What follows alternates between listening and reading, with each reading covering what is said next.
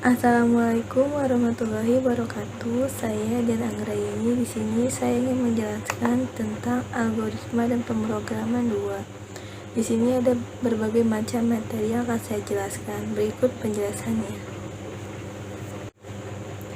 Nah, yang pertama ada konsep bahasa pemrograman Python. Apa sih bahasa pemrograman itu?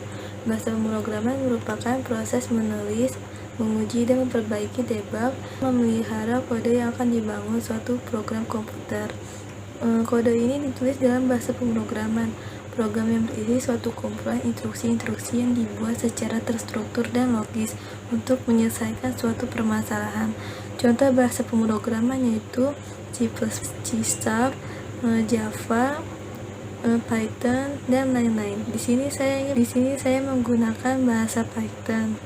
Lalu selanjutnya konsep dasar pemrograman. Yang pertama yaitu pengumpulan data, input, plus output, dan yang terakhir distribusi. Logika algoritma. Logika merupakan hasil pertimbangan dari akal pikiran manusia yang diutarakan melalui kata-kata dan dinyatakan dalam bahasa. Sedangkan algoritma adalah urutan atau langkah-langkah untuk perhitungan untuk menyelesaikan suatu masalah yang ditulis secara berurutan. Yang kedua ada identifier, variabel, tipe data, operator, dan operasinya. Nah, apa sih value itu? Value atau nilai merupakan hal yang mendasar seperti huruf, karakter khusus, dan sebuah angka yang akan dimanipulasi oleh program. Sistematis pemecahan masalahnya itu yang pertama kita himpunan identifikasi, atau yang pertama kita rancang dulu permasalahannya, lalu kita masukkan program, lalu program tersebut akan memproses, lalu setelah memprosesnya program itu akan mengeluarkan hasil atau cetakan berupa output. Nah, setelah output yang sudah keluar maka akan muncul solusinya. Ini ada tipe data. Tipe data adalah satu media atau memori pada komputer yang digunakan untuk menampung informasi. Tipe data ini berisi dari number, biasanya itu integer, float, dan kompleks. Yang kedua ada string. Yang ketiga ada list yang berisi item-item yang dapat berindeks sesuai dengan urutannya. Penggunaan simbol seperti array tapi bukan array.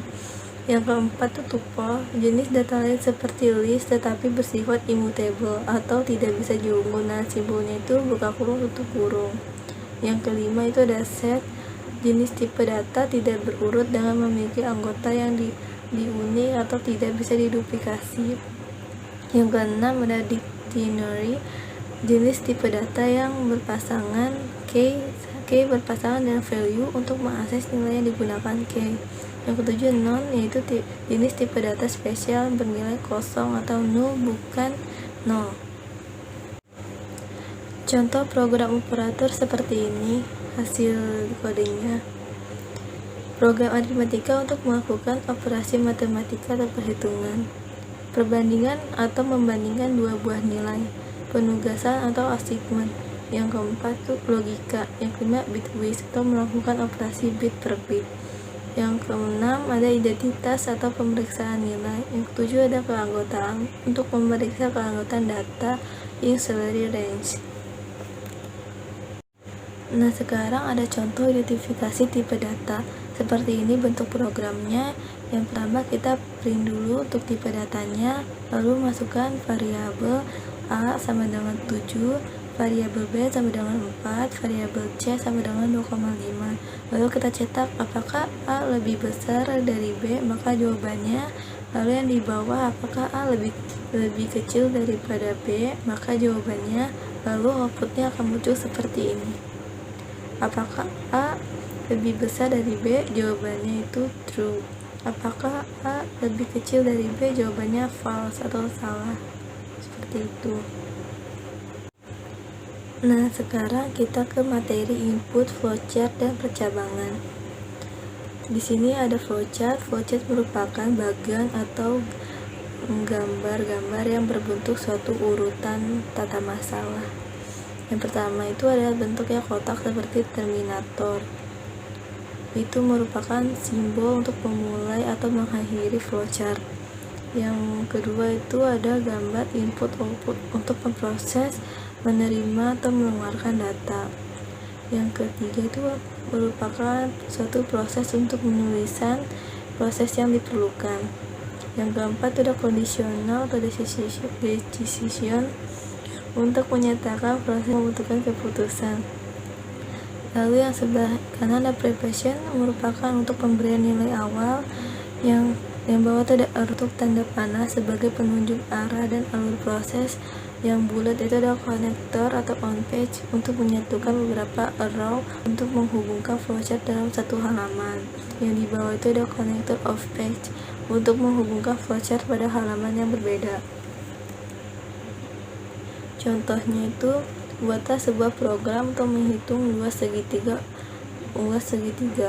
Di sini seperti bentuk programnya seperti ini. Kita menghitung luas segitiga, maka alas kita input integer, masukkan nilai alas.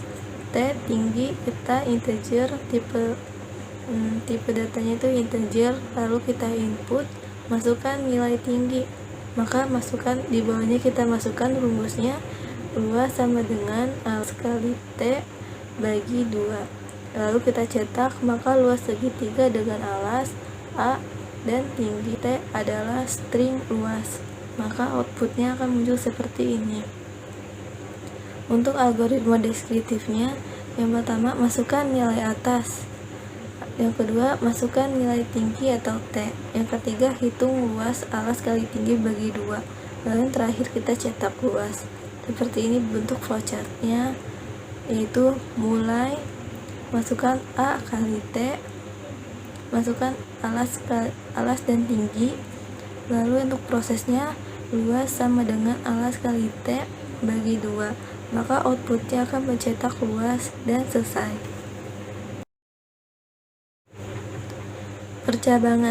Percabangan ini merupakan proses penentuan kan, atau dalam bahasa Inggrisnya ini biasa disebut conditional statement. Konsepnya ini sederhana, kita hanya menginstruksikan komputer untuk melakukan suatu aksi tertentu, misalnya itu X, hanya jika suatu kondisinya terpenuhi, atau kita memerintahkan komputer untuk melakukan aksi tertentu kepada si A jika suatu kondisi tidak terpenuhi. Seperti itu flowchartnya. Jika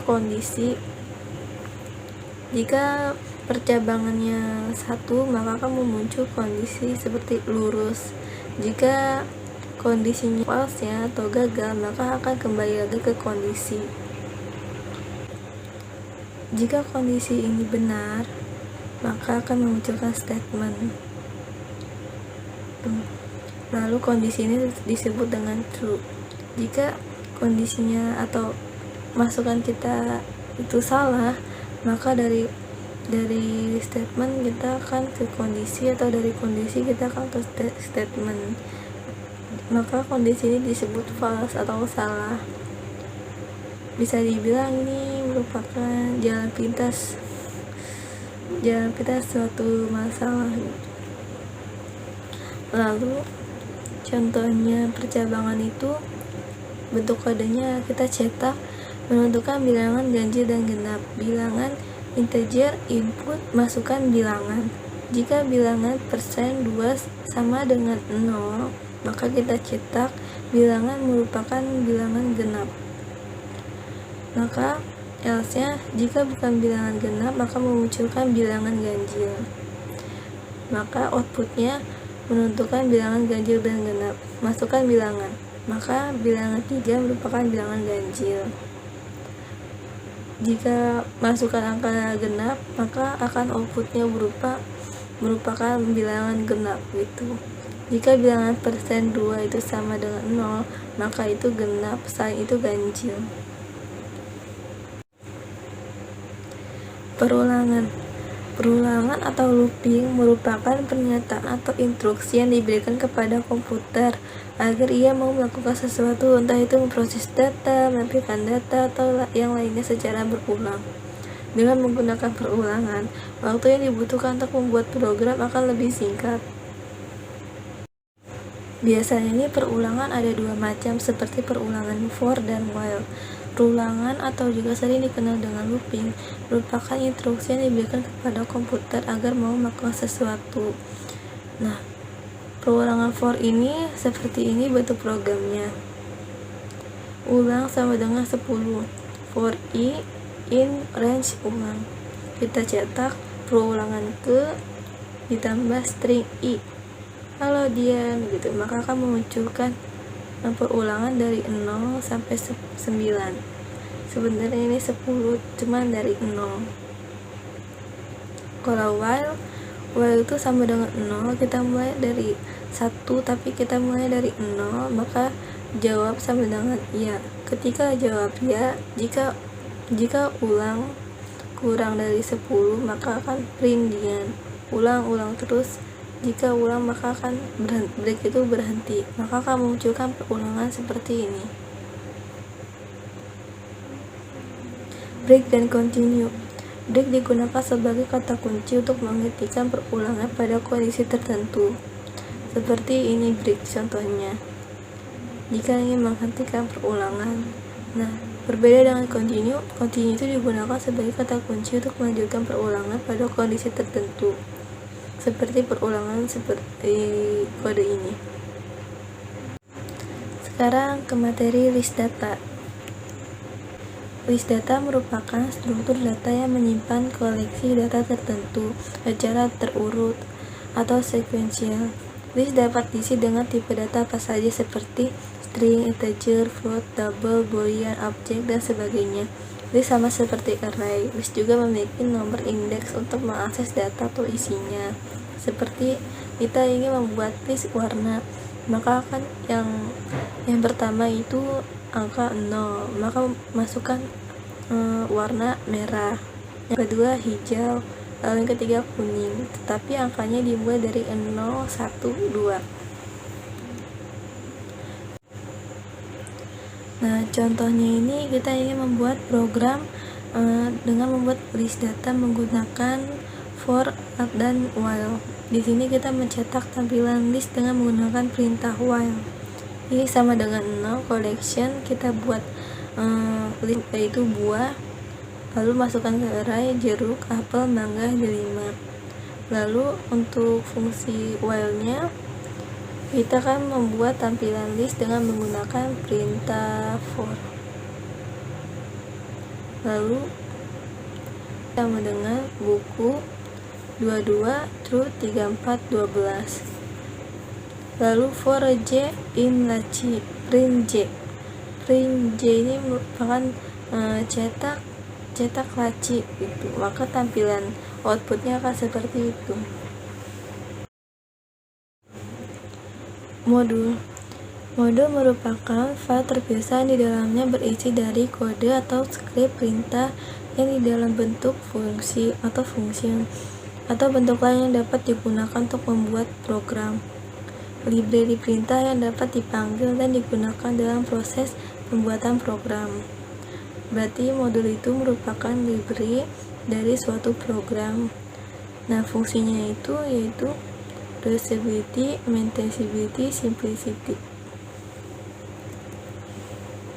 Built-in modules. Pada Google Colab ada ratusan default modules. Dapat dicek linknya. Lalu contohnya modul tuh seperti ini. Import maka akan memunculkan berbagai macam modul. Function tambahan. Konfirmasi atau function tambahan merupakan program yang selalu membutuhkan sebuah konfirmasi berguna sebagai respon terhadap program itu sendiri. Respon yang diberikan akan dijadikan sebagai bahan dasar eksekusi selanjutnya. Pada aplikasi yang telah selesai digunakan atau telah diproses sebuah kegiatan, maka program akan menutup secara langsung. Ketika hal itu terjadi, maka seluruh proses hasil eksekusi akan kembali seperti semula. Jika kita ingin proses tersebut berlanjut, maka akan memunculkan jeda, di mana jeda ini terdapat kita manfaatkan seperti sebuah pernyataan konfirmasi yang jika direspon oleh user, maka akan mengeksekusi selanjutnya. Seperti ini contohnya. Dev question. bertanya input hitung zakat. Jika Y besar atau Y kecil, maka untuk zakat fitrah elif aks T or aks atau A atau bertanya T besar, maka akan mencetak terima kasih program ditutup. Jika bertanya Y, maka akan mengeksekusi program selanjutnya atau bisa balik ke halaman sebelumnya. Lalu print cetak akan, jika cetak T atau tidak, maka gagal inputan salah, atau jika cetak inputan yang salah akan menampilkan pernyataan seperti itu. Jika inputan sesuai kriteria, maka akan memunculkan seperti Y atau T, ya atau tidak, seperti itu. Fungsi rekursif. Fungsi rekursif merupakan sebuah metode perulangan yang bersifat non-iterasi. Sebenarnya fungsi rekursif ini hanyalah sebuah fungsi biasa seperti fungsi def pada umumnya. Dia bisa dipanggil, bisa menerima parameter, bisa mengembalikan nilai, dan lain-lain. Hanya saja sesuai namanya, fungsi rekursif itu bersifat rekursif. Maksudnya karena ia memanggil dirinya sendiri sehingga menimbulkan efek perulangan. Perulangan ini bisa berhenti ketika kondisi tertentu tercapai, atau bisa juga bersifat tak terbatas, atau mungkin bahkan bisa menimbulkan error karena pemanggilan fungsi yang tidak ada habisnya. Manipulasi string merupakan salah satu bagian penting dari pemrograman, karena sangat membantu untuk memproses data jenis non-numerik seperti nama, alamat, jenis kelamin, pekerjaan, deskripsi, dan banyak lagi. Ada beberapa fungsi bawaan Python yang dapat digunakan untuk melakukan manipulasi string, yaitu slice. Slice ini digunakan untuk mengambil nilai substring dari sebuah tipe data string, didefinisikan sebagai tanda kurung siku berbeda. Seperti ini contohnya. Lalu yang kedua ada len. Len ini digunakan untuk mengambil nilai substring dari sebuah tipe data string dengan tanda kurung siku yang berbeda. Seperti ini. Belajar try akakom print len contoh, maka outputnya itu 20. Kenapa bisa jadi 20? Di sini kita akan menghitung dari belajar akakom. Di sini jumlah hurufnya itu ada 20, maka print atau cetaknya itu akan berjumlah 20. Nah, split. Contoh split yaitu contoh belajar akakom. Print contoh split. Maka split ini akan menjaga jarak, menspasi dari belajar, slice, akakom itu. Yang keempat itu ada join. Join merupakan kebalikan dari split yang digunakan untuk menggabungkan atau mengubah list yang berisi dari string dan menjadikannya satu. Seperti belajar akakom mencari masalah. Print join contoh lagi. Maka akan menggabungkan dari belajar akakom dan digabung menjadi mencari masalah. Jadi outputnya belajar akakom mencari masalah. Studi kasus. Yang pertama, studi kasus dari percabangan. Seperti contoh kasusnya itu, buatlah program untuk menentukan anak-anak yang masih di bawah umur untuk memiliki pendamping saat bermain di taman bermain. Minimal umur anak yang wajib didampingi yaitu 0-9 tahun. Maka di sini kita membuat programnya, yaitu memasukkan nama lengkap, masukkan umur, dan jika umurnya di bawah 9, maka akan memasukkan statement berupa masukkan nama pendamping, nomor telepon pendamping. Jika umurnya lebih dari 9 tahun, maka akan mencetak nama dan umurnya saja. Penjelasannya yaitu, untuk memasuki taman bermain, pengunjung harus didata terlebih dahulu untuk mengantisipasi atau memudahkan petugas agar mengidentifikasi pengunjung, karena data tersebut berupa nama dan umur. Dikarenakan ada batasan umur, di mana umur 9 tahun ke bawah diwajibkan memiliki pendamping saat memasuki taman bermain, maka implementasi program Python variabel umur menjadi parameter untuk menentukan keputusan. Keputusan pertama yaitu if jika umur variabel sama dengan atau kurang dari 9, maka diberikan lanjutan input pendamping dan inputan kontak pendamping. Else, jika tidak seperti kondisi if di atas, cukup cetak atau menampilkan data variabel seperti nama dan umur. Seperti ini bentuk programnya. Maka algoritma deskriptifnya itu yang pertama, masukkan nama lengkap. Yang kedua, masukkan umur. Prosesnya, jika umur kurang dari 9, maka akan menampilkan statement nomor telepon dan nama pendamping. Jika umurnya lebih dari 9, maka akan cetak berupa nama dan umur. Yang kedua ada perulangan, yaitu contoh kasusnya tampilkan angka 1 sampai dengan angka 15 menggunakan perulangan while, yaitu i sama dengan 1 di mana angka dimulai dari 1, while i sama dengan sampai dengan 15. Kita print i tambah sama dengan 1, maka outputnya akan muncul 1 sampai 15. Penjelasannya itu, pada kode program tersebut, kita menginstruksikan sistem untuk melakukan perulangan selama variabel i kurang dari atau sama dengan 15. Setiap kali iterasi, sistem akan menampilkan nilai dari i. Dan yang terakhir, pada setiap iterasi, sistem akan menambahkan nilai i dengan angka 1. Seperti ini bentuk programnya. Di sini kita menggunakan perulangan while. Algoritma deskriptifnya yaitu pertama, masukkan angka awal. Angka awal itu i sama dengan 1. Angka awalnya 1. Maka yang kedua, prosesnya perulangan kurang dari sama dengan 15. Kita masukkan 1 sampai 15, maka akan mencetak perulangannya. Yang ketiga ada function atau fungsi.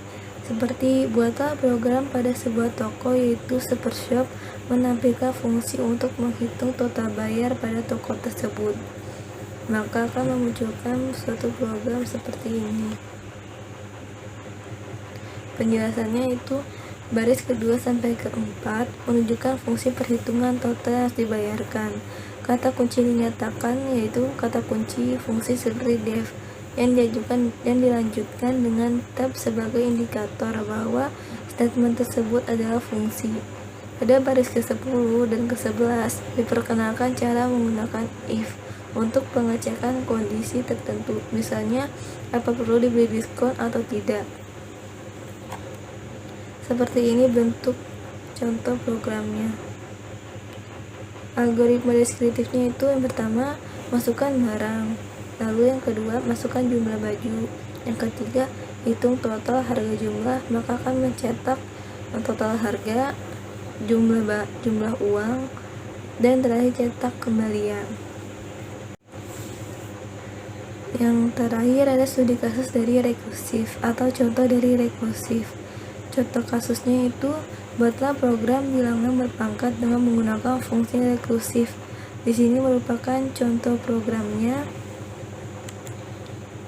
yang dimana def menggunakan fungsi def pangkat x, y. Jika y sama dengan 0, maka return 1. Jika tidak, return x pangkat x, y dikurang 1. Maka x-nya itu tipe datanya itu integer, input, masukkan nilai x. Lalu yang y kita input, masukkan nilai y, maka akan mencetak. Lalu outputnya seperti masukkan nilai x sama dengan 5, masukkan nilai y sama dengan 10, maka 5 dipangkatkan 10 sama dengan 900 atau 9.765.625. 9.765.625. Itu penjelasannya, yaitu fungsi pangkat x dan y berfungsi untuk menghitung bilangan x yang dipangkatkan y. Dalam fungsi tersebut terdapat pemanggilan dirinya sendiri. Pada setiap nilai X dan Y yang dimasukkan pengguna akan dikirim ke fungsi pangkat melalui parameter variabel X dan Y. Selama nilai Y bukan 0, maka fungsi pangkat akan terus memanggil dirinya. Dan nilai Y akan terus dikurangi 1, Y dikurang 1, sampai kondisi bisa terpenuhi dan perulangan bisa dihentikan. Maka contoh programnya kan seperti ini. Algoritma deskriptifnya itu yang pertama masukkan nilai X, lalu yang kedua masukkan nilai Y, lalu yang ketiga hitung pangkat X pangkat Y dikurang 1, maka cetak. Terima kasih, kurang lebihnya mohon maaf. Wassalamualaikum warahmatullahi wabarakatuh.